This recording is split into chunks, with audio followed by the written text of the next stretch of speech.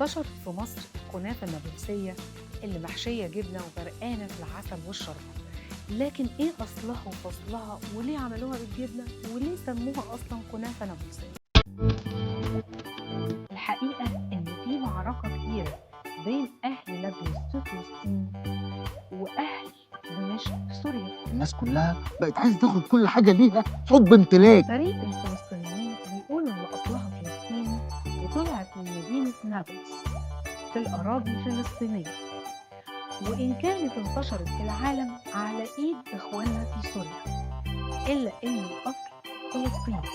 وبيقولوا إن اللي صنعها هو الحاج واصف أباظة، وهو اللي انتقل من نابلس إلى سوريا. ولما عجبت الناس وبقوا يسألوا الكنافة دي أصلها إيه، بقى يقول لهم أصلها نابلس.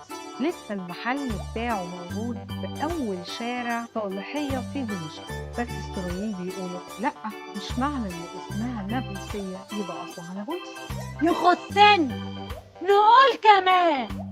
أصل أنت لما تقعد في أي كافيه وتطلب قهوة تركي مش معناها إن أصلها تركية، لأ، القهوة بقى أصلها يمني. نابلس بقى نفسها هي مدينة كبيرة في فلسطين، وهي مدينة جميلة أوي وليها أسامي كتير، منها جبل النار ودمشق الصغرى وعش العلماء وملكة فلسطين الغير متوارثة. من أهل نابلس الشاعرة المشهورة خضرة والقمر، كمان الفنان الجميل عبد السلام اللي ياما متعنا بأفلام كوميدية رائعة وأدوار أكتر من رائعة في الأفلام المصرية.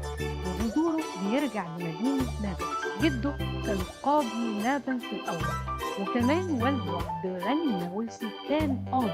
أبو عبد السلام النابلسي بعته لمصر عشان يتعلم في الأزهر، وبالفعل اتعلم القرآن وحفظ ودرس الأزهر، وكمان كانت وفقا للغة الفرنسية اللي كان متعلمها بطلاقة في بيروت. وبعدها اشتغل في الصحافة الفنية وهو عنده 26 سنة، ومن هنا جات له فرصة الوصول أمام الكاميرا إنه يصبح ممثل عن طريق الفنانة والمنتجة أسماء اللي أصلها بيرجع أيضا لجذور لبنانية. وإحنا يا بختنا في مصر عندنا اتنين، الكنافة النابلسية وعبد السلام النابلسي. يا بختك يا مصر.